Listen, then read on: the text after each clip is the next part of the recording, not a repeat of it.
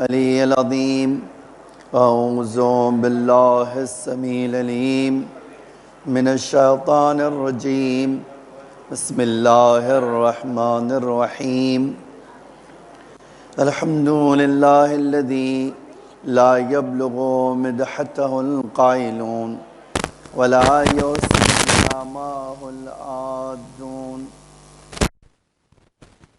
المجتهدون الذي ليس لصفته حد محدود ولا نعت موجود ولا أجل ممدود فطر الخلائق بقدرته ونشر الرياح برحمته ووتدا بالصخور ميدان أرضه ثم الصلاة والسلام والتحية والإكرام على بشير النذير والسراج المنير حبيب إله العالمين أبي القاسم المصطفى محمد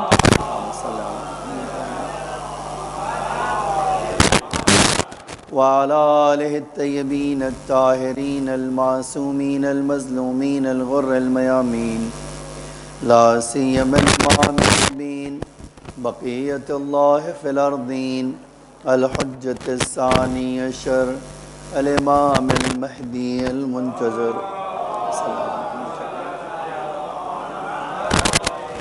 صلوات الله وسلامه عليه أما بعد فقد قال الله تعالى في محكم كتابه المجيد وفرقانه الحميد وقوله الحق بسم الله الرحمن الرحيم وجعلناهم أئمة يهدون بأمرنا وأوحينا إليهم فعل الخيرات وإيتاء الزكاة وإقامة الصلاة وكانوا لنا عابدين. ایک صلوات پڑھیے محمد وآل محمد. ایک سورہ حمد کی درخواست ہے مرحوم حاجی روشن علی شریف پنجوانی، مرحوم بانو بنت جعفر علی، مرحوم صفدر حسین پنجوانی، مرحوم زاہدہ بنت یعقوب اور تمام مومنین امنات کے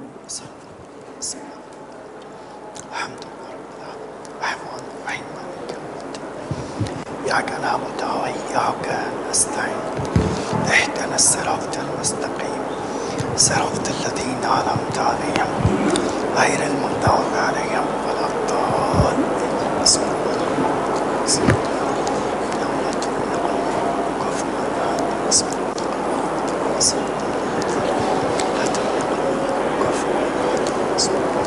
ایک اور صلوات پڑھیے محمد وآل محمد.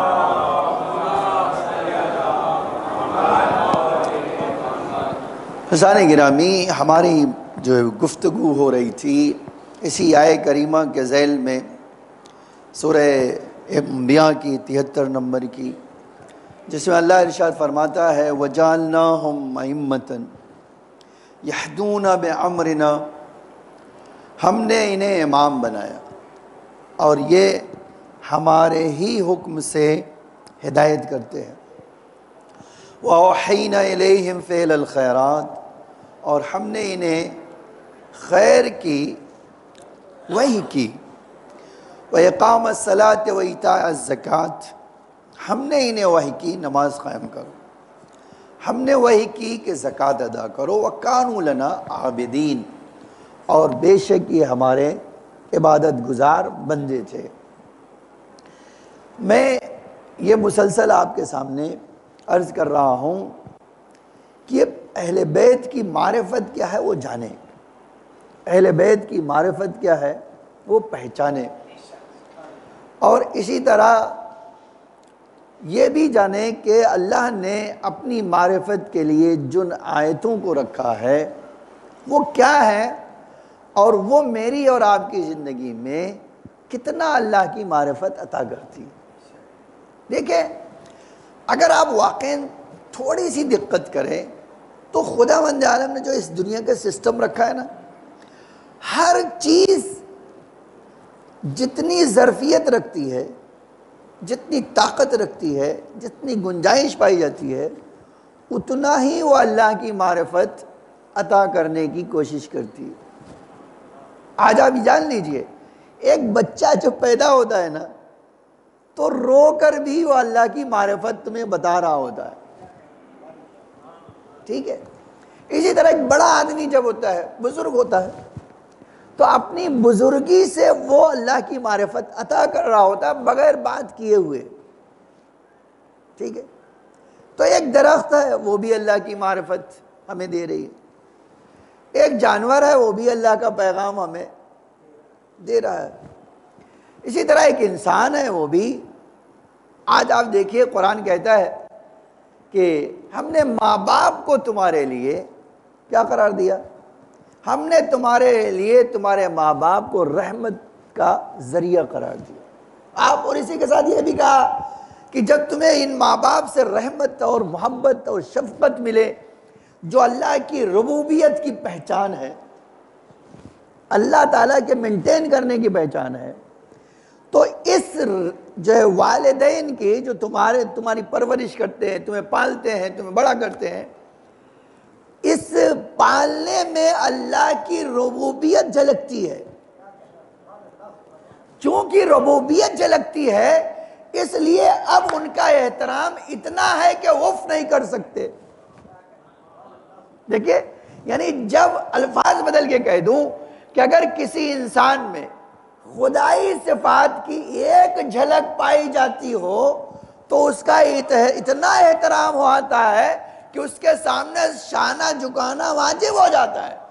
اور جو آئے ہیں تمہاری خلقت کو عطا کرنے کے لیے، ان کا احترام کس طرح ہونا چاہیے؟ اسی لیے یہیں سے چاہتا ہوں آپ میں اور اہل بیت میں، اور مجھ میں اور اہل بیت میں، اس پورے مجمع میں اور اہل بیت میں ایک بنیادی فرق ہے، ٹھیک ہے؟ آپ یہ بات جانیے کہ بہت سارے لوگوں کو یہ غلط فہمی ہو گئی کہ اہل بیت انسانوں کی شکل میں آئے تو ہماری طرح ہو گئے۔ یہ مسئلہ ان کی مجبوری نہیں تھا انسانوں کی شکل میں آنا، یہ ہماری مجبوری تھا کہ وہ ہماری شکل میں آئے، ٹھیک ہے؟ آپ پوچھیں گے وہ کیوں؟ اگر وہ اس لیے کہ نور کی شکل میں آتے تو آپ دیکھ کے ہی بھاگ جاتے تھے ان کو، ٹھیک ہے؟ پتہ نہیں کیا سمجھ لیتے۔ تو اللہ نے انہیں انسانی پیکر میں بھیجا، لیکن جب پیکر میں بھیجا تو ان کی ذات میں ایک عجب چیز قرار دی۔ جانتے ہیں وہ کیا چیز قرار دی؟ وہ یہ کہ اے میرے نبی، اے میرے رسول، اے میرے ہادی، اے میرے جانشین، اے میرے خلیفہ، آپ جو چاہیے کہہ لیجیے، اس سے بحث نہیں۔ بحث یہ ہے کہ جب اللہ نے ان کو پیدا کیا تو ایک پیغام بھی ساتھ میں دیا۔ کل میں نے ایک اشارہ کیا تھا کہ میں اپنے کسی بندے کے سامنے آ ہی نہیں سکتا ہوں، اور دوسری طرف سے کیا ہے، میرے بندے میرے پاس جا ہی نہیں سکتے ہیں، نہ میں آ سکتا ہوں اور نہ ہی، لیکن میں نے انہیں انا للہ و انا الیہ، لیکن بنایا ہے میں نے انہیں اپنے لیے، اور پلٹنا بھی ہے انہوں اپنی طرف، میری طرف۔ تو اے اللہ، جب ایسا بنایا تھا کہ یہ پیدا بھی تو نے اپنے لیے کیا ہے اور پلٹنے والے بھی تیری طرف ہے، تو کچھ ایسا کر دیتا کہ کہا نہیں، میں یہی تو امتحان اپنے بندوں کو رکھنا چاہتا ہوں کہ میں خود سامنے نہیں آؤں گا، لیکن ایسے لیڈروں کو بھیجوں گا جو میری ہر صفت کے مظہر ہوں گے، اور یہی مظہریت ان کو کیا کرے گی؟ جتنا ان سے قریب ہوں گے اتنا اللہ کی معرفت ہوگی۔ آج میرے اور ان میں یہی فرق ہے۔ جب میرے اندر کمال پیدا ہوتا ہے نا تو کوئی کسی میں طاقت نہیں کہہ دے کہ یہ تو اللہ کی صفت ہے۔ تم کہاں، میں کہاں، اور اللہ کہاں؟ اللہ کی صفت آپ کے اندر کیسے جلوہ گر ہو سکتی؟ ورنہ لیسا کمثلہ شیء غلط ہے۔ یہ جو اللہ کہہ رہا ہے کہ اللہ کی جیسی کوئی چیز نہیں ہو سکتی، آپ کہیں میرے اندر تو وہ چیز ہے نا؟ تو آپ کے اندر، میرے اندر جو کمال ہے وہ بے شک اللہ کی معرفت تو دے سکتا ہے، لیکن وہ صفات باری نہیں ہو سکتا ہے. ٹھیک ہے. بس ایک مثال میں لے آنا چاہتا ہوں. آپ دیکھیے, آپ سے کوئی چیز طلب کرے اور آپ دے دیجئے, کہیے اللہ بھی قاضی الحاجات, میں بھی قاضی الحاجات. یہ نہیں ہو سکتا ہے. آپ جب دے رہے ہیں تو اپنی فقیری میں دے رہے ہیں, اور جب وہ دے رہا ہے تو اپنی بے نیازی میں دے رہا ہے. ایک صلوات پڑھیے محمد وآل محمد.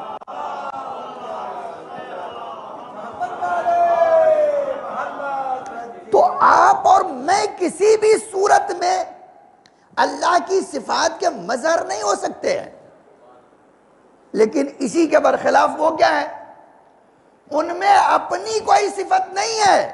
جو کچھ ہے وہ صفات الہی ہے جو ان سے ظاہر ہوتی ہے. اچھا, اب میں ایک مثال لیا تھا, دیکھیں تاریخی مثال ہے, کتنی عجیب ہے. اور واقعاً اگر میں یہ سمجھا سکا آپ کو کہ اہل بیت کی پوری زندگی میں ہر قدم پر ان سے کیا ہوتا ہے, ایک صفات الہی ظاہر ہوتی, اور وہ ان کا فعل نہیں ہے, وہ اللہ کی صفت ہے جو ظاہر ہوتی ہے. ٹھیک ہے, میں دلیلیں بھی دوں گا. میں ایک مثال لینا چاہتا ہوں. آپ جانتے ہیں کہ امام نے ہمارے بہت ساری جنگیں یہودیوں سے لڑی, جنگ بنی قریظہ اور جنگ خیبر اور ماشاءاللہ حنین. اچھا, کبھی کیا کرتے تھے, یہ مشرکوں سے مل جاتے تھے یہودی عیسائی, اور تینوں آ جاتے تھے. کبھی اکیلے بھی آئے ہیں, مثلا جیسے خیبر میں یہودی لڑے. اب اسی خیبر کا واقعہ نہیں ہے, کسی اور جنگ کا ہے. جب ون بائی ون لڑائی ہوتی تھی تو وہاں ایک مردانگی بھی ہے اس میں کہ بھئی آؤ. اسی لیے جب صفین میں امام نے کہا کہ بھیا ادھر بھی مسلمان ہے ادھر بھی ہے, تم آ جاؤ میرے سامنے, ہم فیصلہ کر لیتے ہیں. تو امیر شام کے وزیر نے کہا بڑا اچھا مشورہ ہے یہ علی کا, اور انصاف والا ہے, آ جاؤ تم بھی ہم بھی. اب میں امام عادل ہوں, تم امام فاسق ہو, پتہ تو چل جائے امام عادل کی طاقت کیا ہوتی ہے. جیسے ہی اس کے وزیر نے کہا یہ بڑا معقول مشورہ ہے اور سجیشن آیا ہے, جاؤ تم چلے جاؤ. کہا کوئی علی کی تلوار سے بچ کے آیا ہے, تو مجھے پھنسانا چاہتا, مجھے یہ نہیں سنانا تھا, مجھے وہ میں لانا چاہتا ہوں اس طرف. دیکھیں آپ کتنی عجیب سے ہے. اب تاریخ کہتی ہے امام نے کہا حملہ کرو. ہمیشہ یہ اماموں کی رویش تھی, اور خاص طور ہمارے مولا کی, کہتے تمہارے دل میں کوئی حسرت نہ رہ جائے کہ علی کے اوپر وار نہیں کرنے کو دیا, تو بسم اللہ کرو, حملہ کرو. اچھا, حملہ کیا اس نے. امام ہے جو خدائی شجاعت رکھتا ہو, دنیا میں اس کا مقابلہ کوئی کیسے کر سکتا ہے. وہ شجاعت میں بھی خدا کی صفت کا مظہر ہے, طاقت میں بھی خدا کی صفت کا مظہر ہے. آؤ حملہ کرو. اس نے حملہ کیا. امام نے اس حملے کو ایک نیزے سے ایک اس طرح اس کو روکا کہ اس کے ہاتھ سے تلوار گر گئی. حملہ کرنے آیا, وہ تلوار اس کے ہاتھ سے چھوٹ گئی. اب جب سامنے جا کے کھڑا ہوا تو کہا علی میرے پاس تو اب کوئی اسلحہ نہیں ہے, آپ ابھی کیسے کہوں حملہ کرو. لیکن ایک چیز کہنا چاہتا ہوں, آپ بڑے پہلوان ہیں, آپ بڑے شجاع ہیں, تو ایک کام کر سکتے ہیں, آپ اپنی تلوار مجھے دے دیجیے. اب دیکھیے 1 بائی 1 حملہ ہو رہا ہے, اور آپ سب پہلے کہہ چکے حملہ کرو. آپ کی تلوار گر گئی, اٹھانے کی ہمت نہیں ہو رہی ہے, اٹھا لیں. اب دوسری طرف امام نے کہا اچھا ٹھیک ہے لاؤ حملہ کروں. کہا میرے پاس سے کچھ نہیں, کہا آپ اپنی تلوار دے دیں. امام نے اسی جگہ سے تلوار اچھال دی. اس نے یہ اس کے وہم و گمان میں بھی نہیں تھا کہ کوئی 1 بائی 1 لڑ رہا ہو اور میں حملہ کر چکا ہوں, اب اس سے کہوں کہ آپ اپنی تلوار دے دو تو وہ ایک سیکنڈ بھی نہیں سوچے گا. اور جب تلوار اس نے پکڑ لیا تو کہا اے علی کبھی آپ نے سوچا یہ کیا کیا ہے آپ نے؟ کہا سوچتا وہ ہے جو محتاج ہو.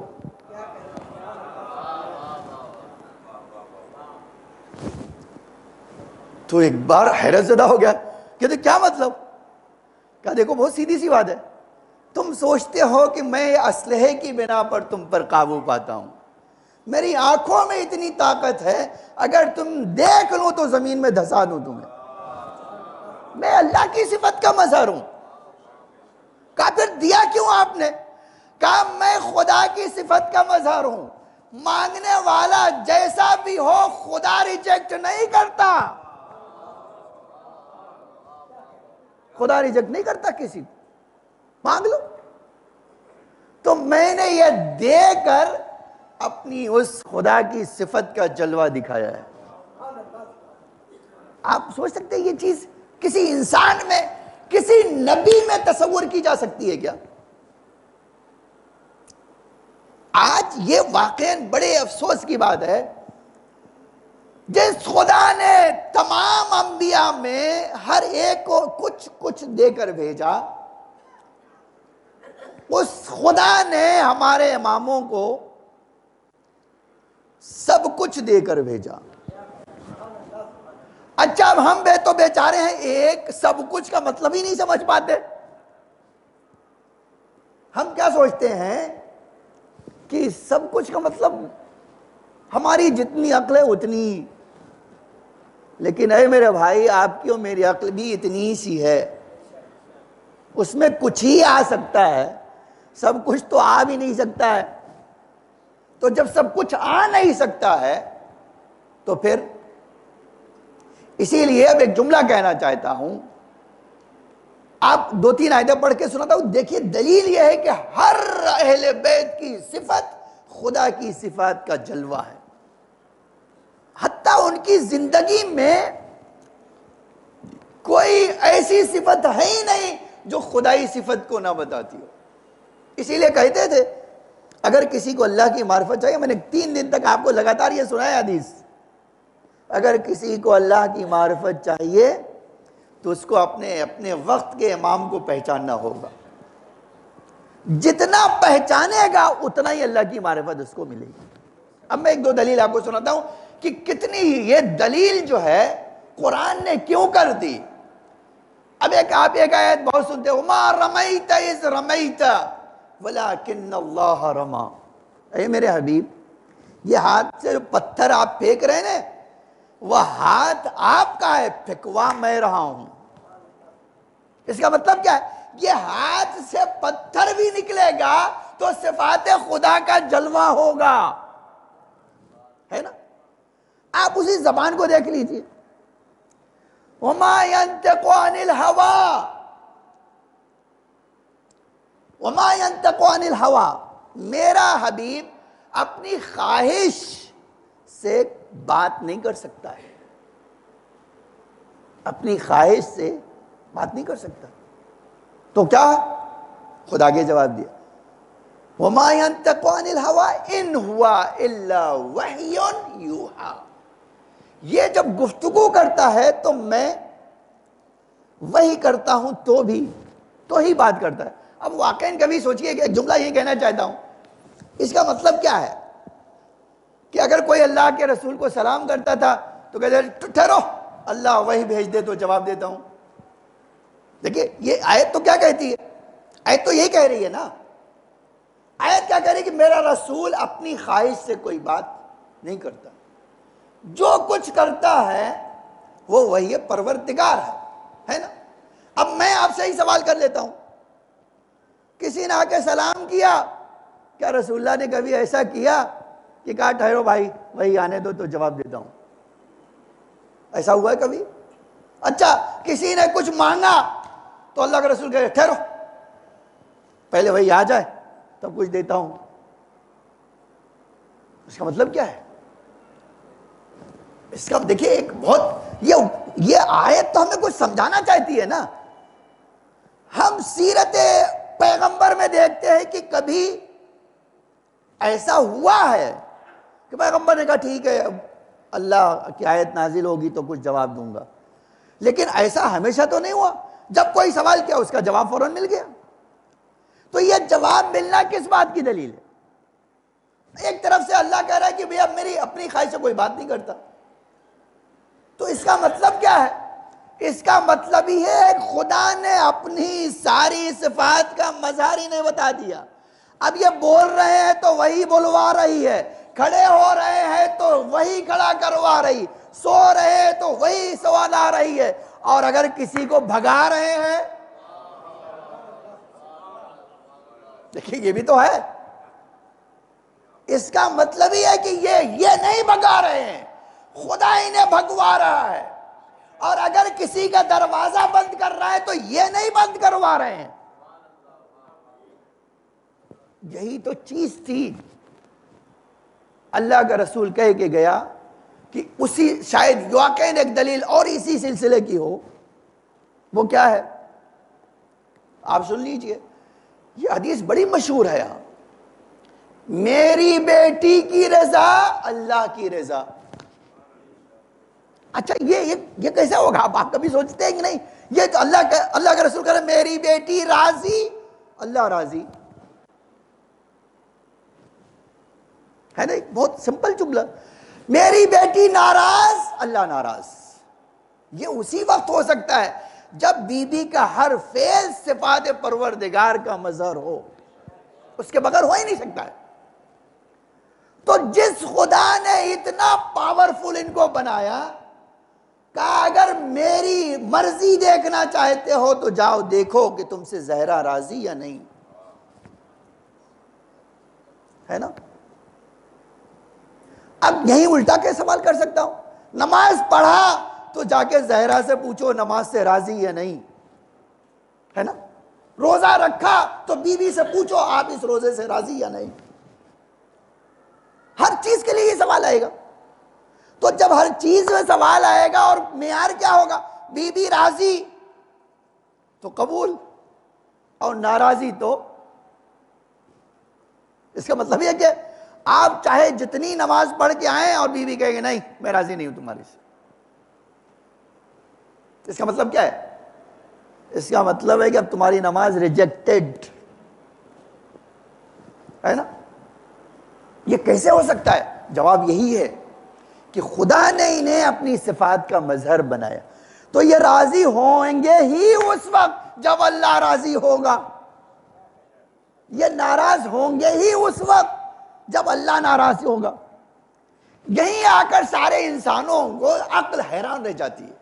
اب میں قرآن ایک مثال لیا تھا، اللہ دیکھیے قرآن نے ہر چیز کی دلیل ہمیں دے دی، ہر چیز کو ہمارے لیے سمجھا دیا۔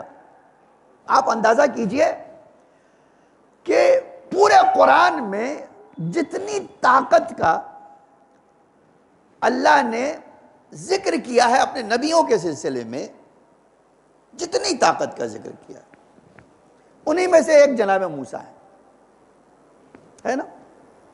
اب خالی جناب موسیٰ کا ذکر سن لیجیے۔ جناب موسیٰ بہت طاقتور تھے، اس لیے کہ قرآن کی آیتیں آپ پڑھیے تو ایک دو جگہ نہیں 50 جگہ موسیٰ موسیٰ اللہ نے کیا۔ تو موسیٰ کا چہرہ بہت اچھا لگتا تھا اللہ میاں کو۔ دیکھیے بہت جنرل سوال کرو، جناب موسیٰ کا چہرہ بہت اچھا لگتا تھا نہیں؟ پھر کیا چیز تھی؟ جناب موسیٰ کی کیا چیز تھی جو خدا کو اچھی لگتی تھی؟ اور مسئلہ جناب موسیٰ کا تھا ہی نہیں، ورنہ جو 600 سال پہلے ہمارے آنے سے، مثلا آج تو 1400 سال پہلے اسلام آیا ہے، اس سے 500 سال پہلے 600 سال پہلے اسلام آنے سے 600 سال پہلے موسیٰ آ کے چلے گئے۔ وہ آیت ہمیں کیوں سنائی دے رہی؟ وہ واقعہ ہمیں کیوں بار بار ریپیٹ کر کے بتایا جا رہا ہے؟ اللہ کہہ رہا ہے کہ دیکھو میں نام لے لیتا تو قرآن بدل دیتے، میں نے موسیٰ کے ذکر کر کے سمجھایا ہے تمہیں۔ کیا سمجھایا؟ میں اب ایک آیت پڑھتا ہوں۔ جیسے ہی حکم ہوا موسیٰ اذهب الى فرعون انه طغى، موسیٰ جاؤ فرعون کے پاس، اس نے میرا راستہ چھوڑ دیا ہے، سرکشی اختیار کر لیے. موسیٰ جلدی جاؤ اس کے پاس. جناب موسیٰ نے ہاتھ اٹھا دیا, اے اللہ میں اور ان کے درمیان دشمنی ہے اور میری زبان میں بھی لکنت ہے. اے اللہ میرا میرا میرا مددگار وَجَعَلْ لِي وَزِيرًا مِّنْ أَهْلِي, اے اللہ میرا وزیر میری خاندان سے بنا دے. اچھا اب جب جناب موسیٰ نے یہ دعا کی تو آپ سے سوال کرتا ہوں, جب دعا کی تو بتائیے ہارون کے پاس, جناب ہارون کے پاس صلاحیت تھی یا نہیں تھی؟ جناب موسیٰ نے ایک بوڑھی بڑی بڑی داڑھی والے کو دیکھ کر کہا کہ یہ اس کو بنا دے؟ اس بات کا خیال کر کے کہ یہ بڑا بغیرت ہے معاذ اللہ, اس کو دیکھ کر بنا دے؟ اب ایک سوال ہے نا واقع کہ جناب موسیٰ نے یہ سوال اللہ سے کیوں کیا کہ اے اللہ میرے مدد کے لیے میرا ایک وزیر بنا دے, وہ بھی میری خاندان سے, جس کی چند صلاحیتیں ہوں, زبان اچھی ہو, بہادر بھی ہو, ٹھیک ہے, اور اس کا سپورٹ بھی مجھے ہو. یہی تو بات تھی. اچھا جو جناب موسیٰ کا سلیکشن ہے وہ تو بیسٹ رہا ہوگا نا, تو یہ سوال اس وقت کیا ہوگا جب ان کی صلاحیتوں کو دیکھ لیا ہوگا کہ ان میں اندر صلاحیت پائی جاتی ہے, بغیر صلاحیت کا تو کیا نہیں ہوگا. تو اب صلاحیت بھی پائی جاتی ہے, موسیٰ کی دعا بھی ساتھ میں ہے, تو جناب موسیٰ سے آپ کہیے کیا ماں تھوڑا امت محمد سے سیکھ لیتے؟ رسول اللہ چلے گئے, خود ہی بنا لیا, آپ بھی کسی کو بنا کے لے جائیے, ہے نا. اللہ کا حکم تو آ گیا ہے نا کہ آپ جائیے. لیکن جناب موسیٰ نے یہ سوال کر کے بتایا میں جتنا بھی بڑا نبی بن جاؤں کسی وزیر کو بنانے کا حق نہیں رکھتا ہوں, ہے نا. تو اے مسلمانوں اسی قرآن سے سیکھ لو. اتنا موسیٰ کا ذکر ہوا لیکن اللہ نے یہ اختیار ان کو نہیں دیا, بلکہ جب دعا کی تو اللہ نے کہا اچھا ٹھیک ہے میں تمہارے لیے بنائے دیتا ہوں. تو بنایا کس نے؟ اللہ ہی نے. آپ درخواست ڈال سکتے ہیں لیکن جن کی درخواست ہی نہ پڑی ہو, دیکھیں یہ بھی تو سوال ہے, یہ لائق ہی نہ ہو, وہ امت محمدی کے جانشین کیسے ہو سکتے؟ سیدھا سا سوال ہے نا. تو اللہ ہمیں سمجھا رہا ہے کہ دیکھو موسیٰ کو ایک حصہ ملا تھا, ایک صفت ملی تھی, اس میں وہ کر نہیں سکے. میں تو اس امت کا ہوں اور وہ بھی وہ صفات لے کر آیا ہوں جس میں اختیار دے کر بھیجا, ہے نا.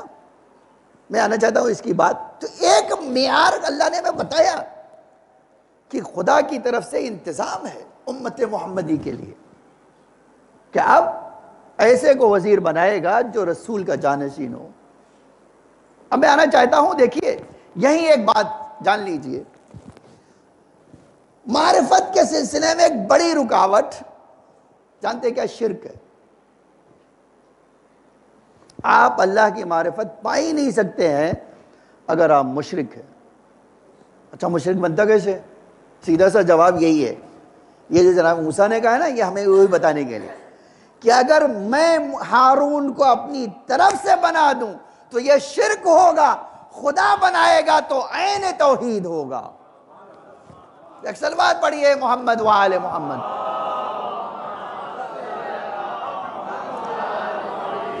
یہ معیار توحید.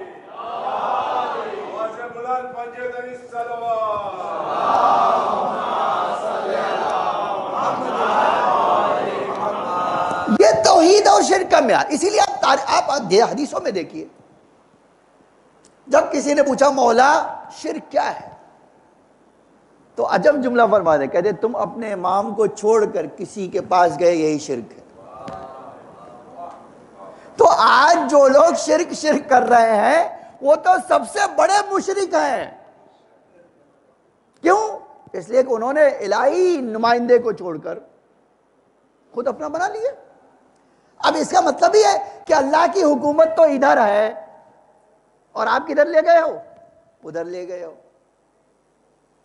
اور اچھا یہ بھی اللہ کا شکر ہے، آج تک کسی میں دم نہیں ہوا کہ وہ کہہ دیں کہ نہیں ان کو بھی اللہ ہی میاں نے بنایا تھا۔ دیکھو یہ بڑی بات ہے نا، ورنہ جہاں اتنا جھوٹ گڑا تھا یہ بھی کہہ دیتے تھے، لیکن وہ کہہ نہیں سکے، آج تک نہیں کہہ سکے۔ اسی لیے آج کے زمانے میں بھی جب جامعۃ الازہر کے جو ہے سب سے بڑے عالم سے پوچھا گیا کہ بھیا ان کو اگر کوئی نہیں مانتا تو اس کا ایمان کا ان کا ایمان سے لینا دینا ہی کیا ہے جی؟ ان کو گالی بھی دیتا ہوگا تو کچھ فرق نہیں پڑے گا ایمان پہ، ان کا تو کچھ لینا ہی دینا نہیں۔ لیکن کوئی امام وقت کو نہ مانے جس کو اللہ نے بھیجا ہے۔ اب یہیں سے آنا چاہتا ہوں، دو صفت اسپیشل جانتے ہیں کیا ہے؟ مردہ زندہ کرنا کس کا کام ہے؟ آپ کوئی بھی نہیں کہا، اللہ قرآن میں کہتا ہے یحیی الموتى، میں وہ ہوں جو مردوں کو زندہ کرتا ہوں، ٹھیک ہے؟ حتیٰ خلق کرنا کس کا کام ہے؟ پیدا کرنا کس کا کام ہے؟ آج آپ سے پوچھ بھائی اگر آپ جو ہے پوری دنیا کو جمع کر لیں اور کہیں گے بھائی میں ایک بیٹا پیدا کرنا چاہتا ہوں، کر سکتے ہیں؟ کوئی نہیں کر سکتا۔ خلق کرنا خدا کا کام، اسی طرح زندہ کرنا بھی خدا کا کام۔ پھر اسی طرح دیکھیے علم خدا بھی ایک عجب چیز ہے۔ اب ایک مثال ہے، اللہ کہتا ہے کہ تم جو ہے، میں نے ایک دن کہا تھا، میں نے وہ ذکر نہیں کیا لیکن میں خالی اب یہ کہنا چاہتا ہوں کہ علم بھی اسپیشل پروردگار کے پاس، وہ خود قرآن میں پڑھیے عالم الغیب، وہ عالم غیب ہے۔ عالم غیب کا مطلب کیا ہے؟ تمہاری رگ رگ سے واقف ہے، تمہارے چھکے پنجے سے بھی واقف ہے۔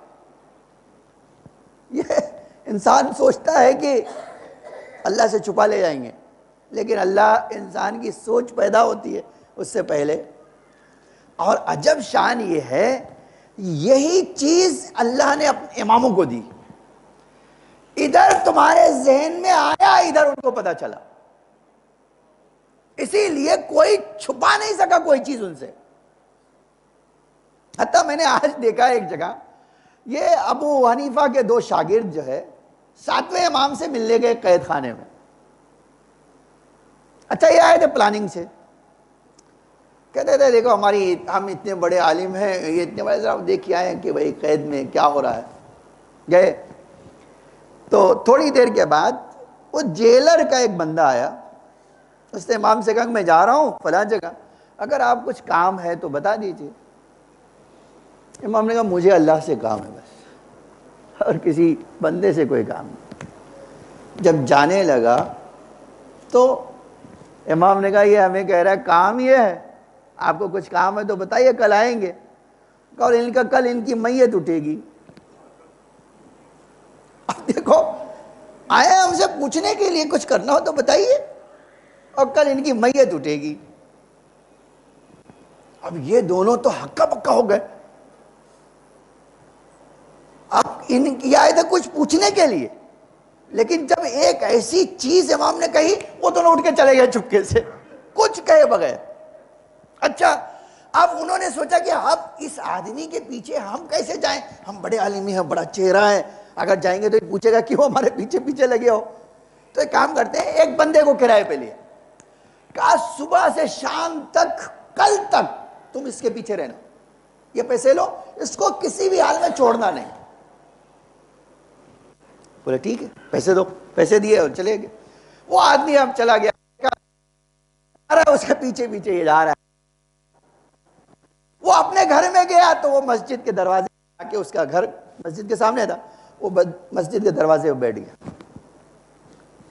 اچھا اب صبح ہوئی، رونے پیٹنے کی آواز آنے لگی۔ اس نے جا کے بندے نے کہا ارے بھائی جس کو تم نے کہا تھا جاؤ اس کی خبر گیری کرو، وہ تو مر گیا۔ اب تو یہ اور ہکا پکا ہو گیا کہ ارے جب آئے اس کے گھر کیا ہوا تھا، کیوں مر گیا یہ؟ کہا ہمیں کیا پتا کیوں مر گیا، یہ ہمیں تھوڑی بتا کہ مرا کہ کیوں مر گئے، تم ہم سے پوچھنے آئے ہو کہ کیوں مر گیا، کوئی بتا سکتا ہے کہ کیوں مر گیا؟ بس اچانک روح پرواز کر گئی۔ اب جب یہ ان دونوں کو صبر نہیں ہوا، پھر سے جیل میں گئے، قید میں گئے۔ کہا ہم تو حلال ہی حرام سمجھتے تھے، آپ کو آتا ہے؟ آپ کو تو یہ بھی پتا کون بندہ کب مرے گا اور کون زندہ رہے گا، یہ کہاں سے آپ کو مل گیا؟ کہا احمقو، خدا کے علم کو اگر کوئی سمجھنا چاہے تو اگر اللہ کا بندہ ایسا کوئی نہیں ہوگا تو علم پروردگار سمجھ میں کیسے آئے گا؟ یہ اللہ کا نظام ہے، اپنا علم سمجھ جانا چاہتا ہے تو ایک بندے کو بھیج دیا جو اس کے علم کو ہمیشہ ظاہر کرتا رہتا ہے۔ کیوں؟ تاکہ اس کے علم کو دیکھ کر اللہ کی معرفت مل سکے۔ ٹھیک ہے، اب میں آنا چاہتا ہوں، دیکھیے تو دو چیزیں ایسی ہیں جو اللہ سے مخصوص ہے، ایک روزی دینا، مردہ زندہ کرنا، اور ایک پیدا کرنا، ہے نا؟ اب قرآن اٹھا کے دیکھیے، قرآن کیا کہتا ہے؟ قرآن آواز دیتا ہے جناب عیسیٰ کو۔ جناب عیسیٰ آپ جانتے ہیں مسیحا کہا جاتا تھا ان کو۔ مسیحا کا مطلب بڑا اچھا، ایک زمانے میں مسیحا مسیحا مسیحا 500 سال سے انتظار ہو رہا ہے کسی کا، آئے گا مسیحا تو مسیحا کیا کرے گا؟ جب مسیحا آئے گا تو ہر انسان کی پرابلمز ٹھیک کر دے گا۔ مسیحا کہتے ہی اسی کو، آئے گا ہر طرح کی شفا مل جائے گی، ہر طرح کا علاج ہو جائے گا، اور ہر طرح کی مشکلات کو حل کر دے گا۔ اچھا اب جو ہے مسیحا آ گئے، کون؟ هو المسیح ابن مریم، مریم کے بیٹے ہیں وہ۔ اچھا جناب مریم، اب اللہ نے کہا کہ اے عیسیٰ تم کو ایک عجب صفات اور کمال سے آراستہ کرو، کیا کرو گے؟ جواب قرآن نے دیا ہے کہ تمہارا کام ہے کہ اب تم پیدا کرو۔ اے اللہ تیرا کام پیدا کرنا ہے، تو ہی انہیں مشرک بنا رہا ہے۔ دیکھیے پیدا کرنا تو اللہ کا کام ہے نا۔ اب اللہ خود قرآن میں کہتا ہے اذ قال اللہ یا عیسیٰ ابن مریم، جب اللہ نے عیسیٰ کو مخاطب کر کے کہا کیا؟ عیسیٰ تمہیں طاقت دی کوئی چیز پیدا کرنا چاہتے ہو پیدا کرو، تمہیں طاقت دی مردوں کو زندہ کر دو، تمہیں طاقت دی کہ جو گھروں میں انسان رکھے ہوئے ہیں وہ بتا دو، تمہیں طاقت دی کہ ایک اپاہج جو ہے لنگڑے کو شفا دے دو، تمہیں طاقت دی کہ تم کسی جو ہے مبروس کو شفا دے دو، کسی اندھے کو شفا دے دو۔ یہ سب اب آپ قرآن اٹھا کے پڑھیے، یہ اللہ نے ان سے کہا۔ اب جناب عیسیٰ چلتے پھرتے ہیں اور یہ کہتے جاتے ہیں اے لوگو میں مٹی سے پرندہ بنا سکتا ہوں، ابھی دیکھو، لاؤ مٹی لاؤ۔ اچھا گوندا، مٹی کی شکل بنایا، پرندے کی شکل بنایا مٹی سے، پھونک ماری اڑ گیا۔ ماشاءاللہ ماشاءاللہ، کیا طاقت ہے آپ کے پاس۔ آپ کبھی سوچئے اگر کوئی آدمی آج اگر یہی کام کوئی کر دے تو آپ یقین جانے انسان سجدے میں گر جائیں گے۔ یہ انسانوں کی عجب فطرت ہے یہاں۔ اب جب یہ کہہ رہے ہیں کہ اے لوگوں سنو سنو میری بات سنو، اے نبی خدا، اے مسیح کیا کہنا چاہتا؟ میں پرندہ پیدا کروں گا۔ بنایا، مٹی کا پتلا بنایا، پھونک مار دیا، چلے گیا۔ اچھا آپ چلا گیا، وہ تو اڑ گیا۔ تاریخ کیا کہتی ہے؟ اب کسی کو بھی کہے کہ میں پیدا کرتا ہوں، یہ کہنے کا حق ہے نا ان کو کہ میں نے پرندہ پیدا کر دیا۔ پھر اسی قرآن میں جناب عیسیٰ نے کہا میں یہی نہیں پرندہ پیدا کرتا، مردوں کو زندہ بھی کرتا ہوں۔ تو اب مردوں کو زندہ کرنا بھی اللہ کا کام اور پیدا کرنا بھی اللہ کا کام، مرض کو شفا دینا بھی اللہ کا کام۔ تو اب ذرا یہ اللہ کا کام ہے، آپ کہتے ہیں عیسیٰ بھی کرتے، تو شرک تو یہی ہے جیسے ہی آپ کہیں گے کہ مردہ زندہ عیسیٰ بھی کرتے ہیں، شرک۔ جیسے ہی آپ کہیں گے شفا دیتے ہیں، آپ کہتے شرک۔ جیسے کہیے اپاہج کو شفا دیں گے، کہتے شرک، مشرک۔ پیدا کرنا پرندہ کا مشرکانہ کام ہے نا؟ تو آپ کہیں گے اللہ دے رہا ہے تو یہ کیسے بھائی مشرک بنا رہا ہے؟ خود ہی اللہ خود مشرک بنا رہا ہے۔ تو جواب میں کیا کہتے ہیں؟ جواب کہتے ہیں نہیں، یہاں پر شرک نہیں ہوگا۔ کیوں؟ کیونکہ اللہ نے انہیں دیا ہے۔ تو جو اللہ دے وہ کسی کے پاس آ جائے تو وہ شرک نہیں ہے نا؟ یہی تو معیار بن گیا۔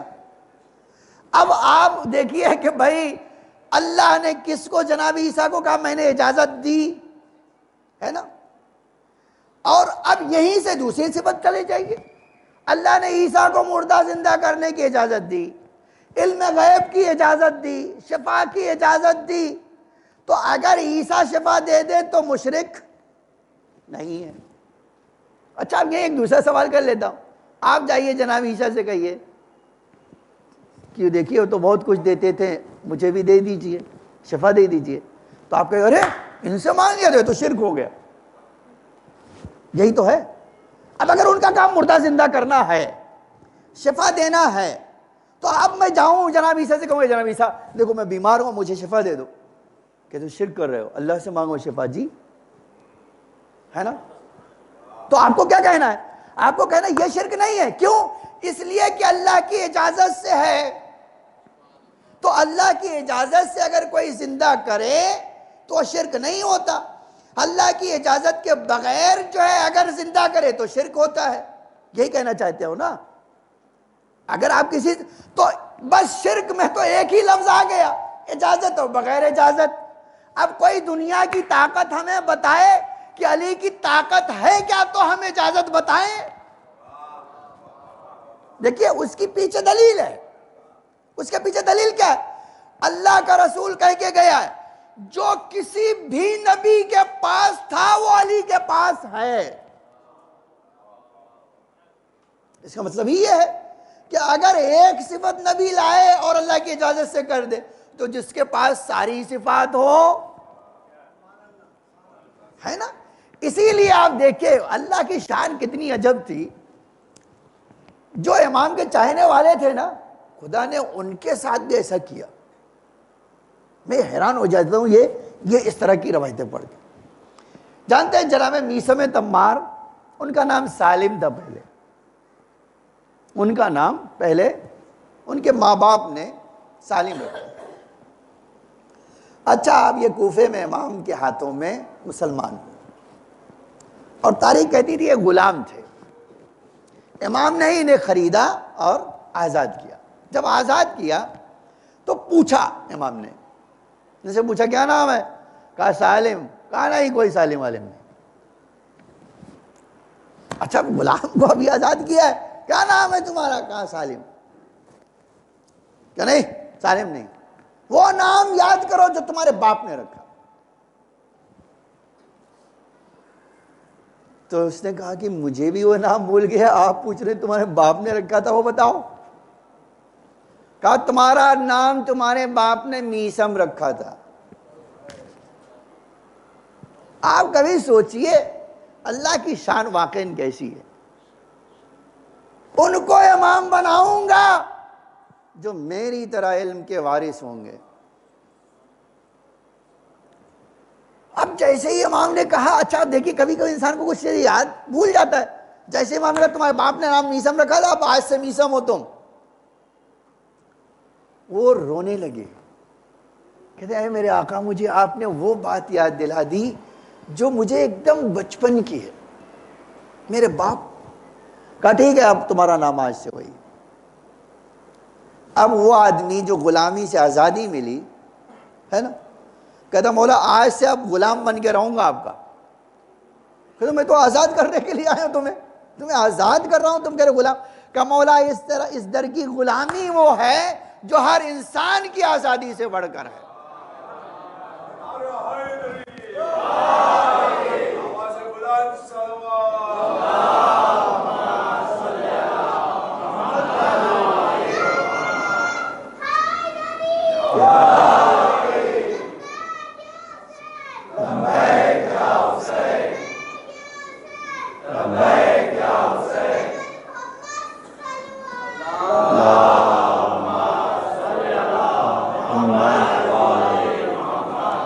اچھا اب آپ دیکھیے، امام نے کہا ٹھیک ہے،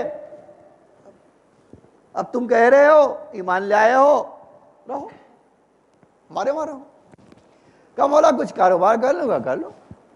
کیا کروں؟ کھجور بیچو۔ مجھے جو واقعہ سنا بہت عجیب چیز ہے۔ اب جانتے ہیں ہم تاریخ کہتی ہے کہ جب کبھی نماز کا وقت ہو، کبھی کسی کا وقت ہو، اور امام نے کہا میسم نماز کا وقت نہیں گئے پڑھنے کے لیے؟ کہ مولا کوئی دکان دیکھنے والا نہیں تھا۔ کہ اچھا تم جاؤ میں دیکھتا ہوں۔ اب دیکھو یہ بھی ایک عجب شان ہے، جو مولا ہو وہ غلاموں کا اتنا خیال رکھے۔ واقعی کبھی سوچئے جو آقا ہو وہ غلام کا اس طرح خیال رکھے۔ کہا میں تمہارے ٹھیلے پہ کھڑے ہوتا ہوں، لاؤ میں تمہاری کھجور بیچتا ہوں۔ اچھا اب کھجور بیچنے ہی تو ایک بہانہ ہے امام کو، تو کچھ اور بتانا ہے کہ بھئی اب ایک آدمی آیا، اس نے ایک کھوٹا درہم دیا، لیجئے مولا۔ کیا ہے؟ ارے یہ کھجور میں خریدنے آیا تھا وہ۔ امام نے وہ درہم کھوٹا لیا اور کھجور دے دیا۔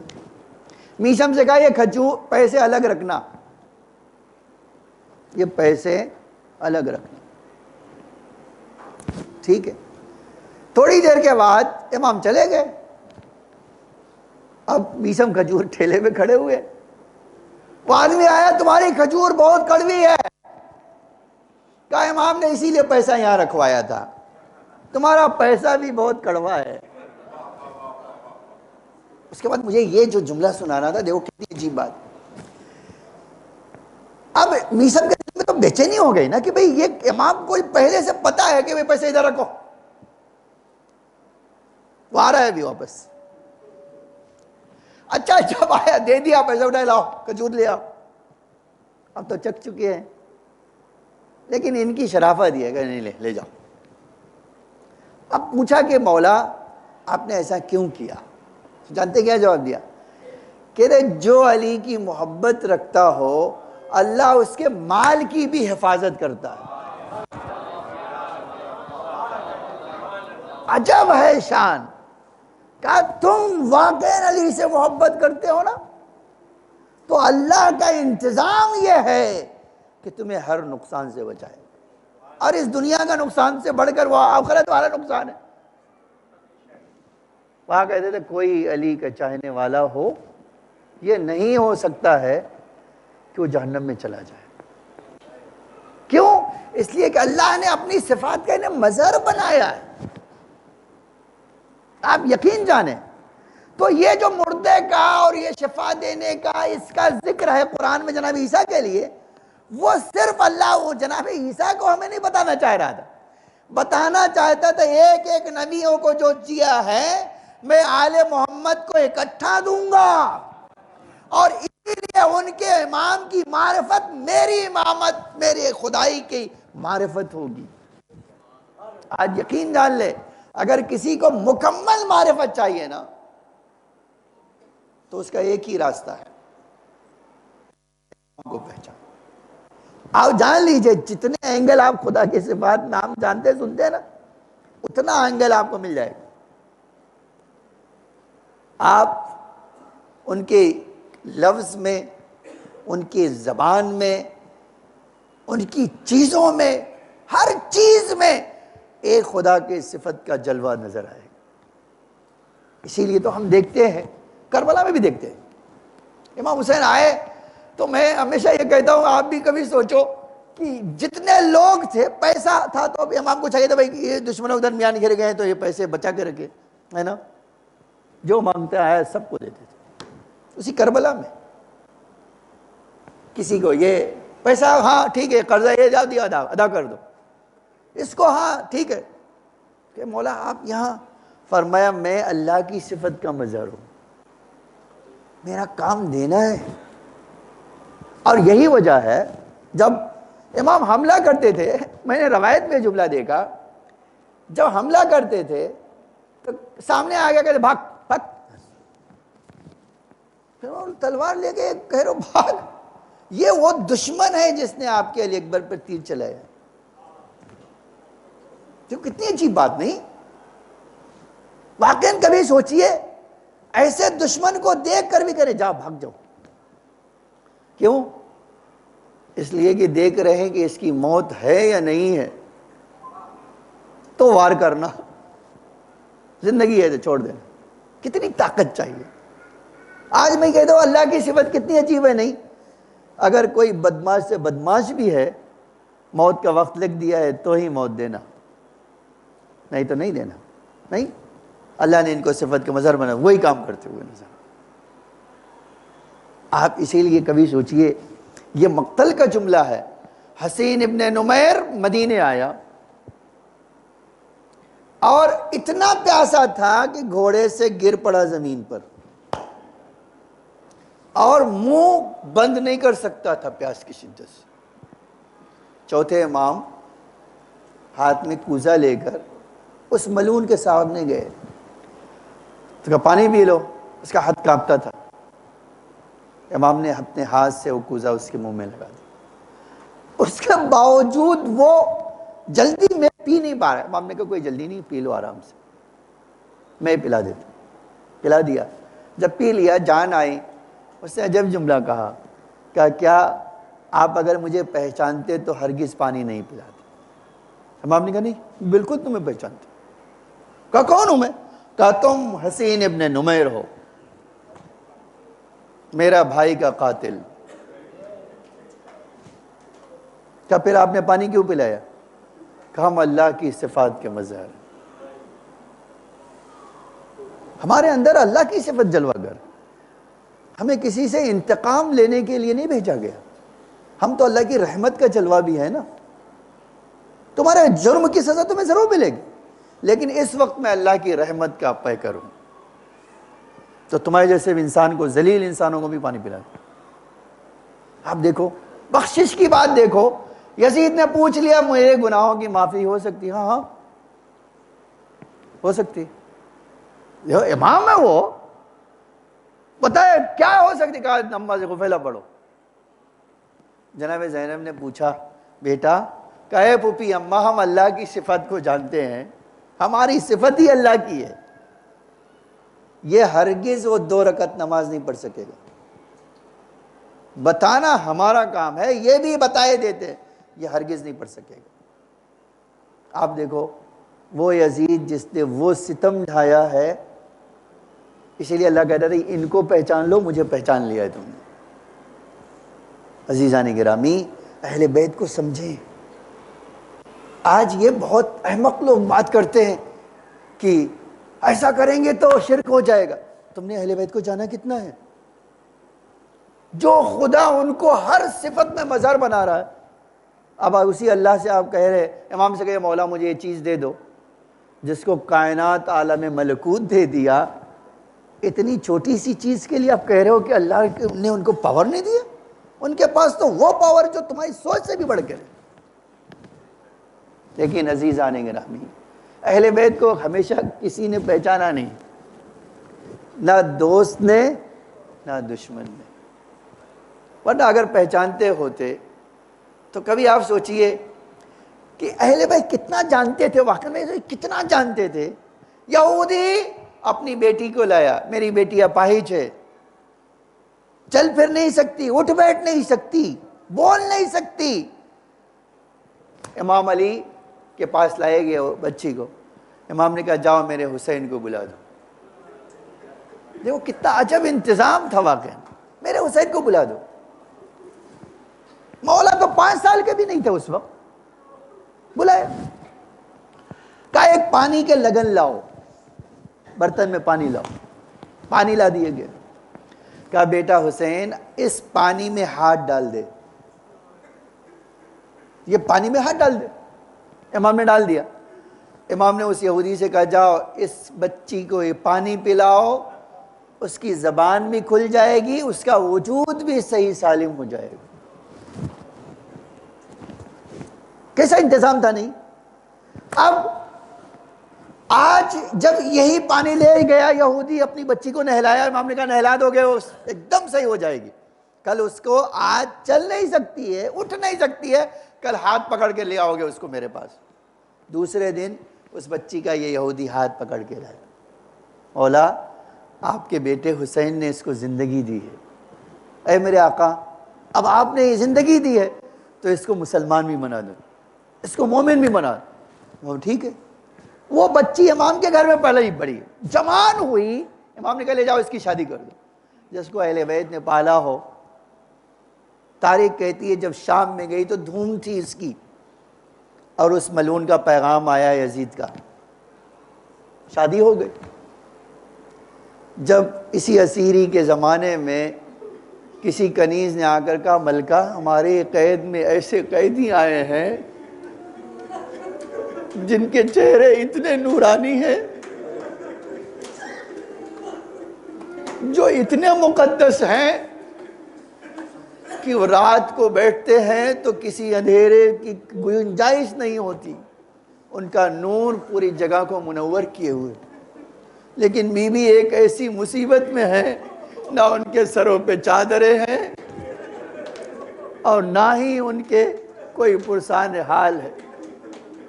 بی بی آپ نہیں ملیں گی۔ ارباب اعضاء آپ ذرا تصور کیجئے گا، میں چند جملے آپ کو سنانا چاہتا ہوں۔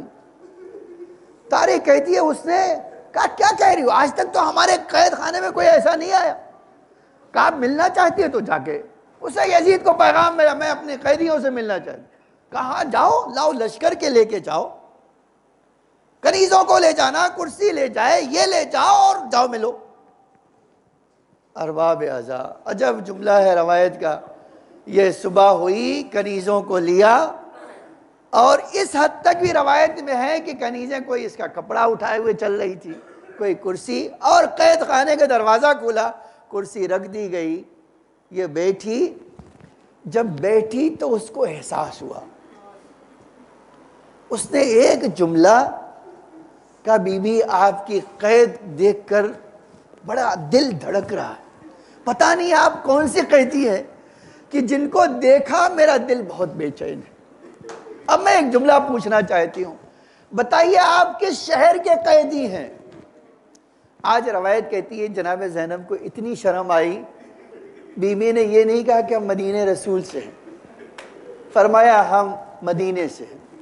اس نے کہا کہ بی بی عربی میں ہر شہر کو مدینہ کہا جاتا ہے، آپ بتائیے آپ کس مدینے کی ہے، کس شہر کی ہے؟ ارباب اعضاء، بیوی نے جیسے ہی جھک کر کہا، سر جھکا کے کہا ہم مدینہ رسول سے ہیں، جانتے ہیں روایت کیا کہتی ہے؟ اس نے کرسی چھوڑی، زمین پر بیٹھ گئی۔ اب جب زمین پر بیٹھی تو بی بی نے پوچھا کہ تجھے کیا ہوا ہے، اتنی شان و شوکت سے آئی تھی، رسول کے مدینے کا ذکر سنا اور زمین پر بیٹھ گئی۔ کہا بی بی آپ مدینے کا نام احترام سے لیجئے، آپ کو پتہ نہیں اس مدینے سے میری عقیدت کیا ہے؟ کہا بتا دے تیری عقیدت کیا ہے؟ کہا آپ کو پتہ ہے اس مدینے میں میری شہزادی زینب رہتی ہے۔ ارباب اعضاء یہ سننا تھا، ارے بی بی نے تڑپ کے فرمایا ہندا یہ وقت کی گردش تو دیکھ، تیری شہزادی تیرے سامنے بیٹھی ہوئی ہے۔ میں نے مقتل کے یہ جملہ دیکھا، یہ سنا اس نے اپنے سر سے چادر پھینکی، منہ پہ تماچے مارے، کہا بی بی ایک سوال کا اور مجھے جواب دے دیجئے۔ کہا پوچھ، کیا پوچھنا چاہتی ہے؟ کہا بی بی آپ کے 18 بھائی تھے، اے بی بی جس کے 18 بھائی ہو اس کی بہن کے شانوں میرے تھا، اے بی بی بتائیے۔ اور وقت کے بی بی نے فرمایا ہاں زندہ، ارے میرے بھائی جب تک زندہ تھے کس کی مجال تھی ہم پر آنکھ اٹھا سکتے۔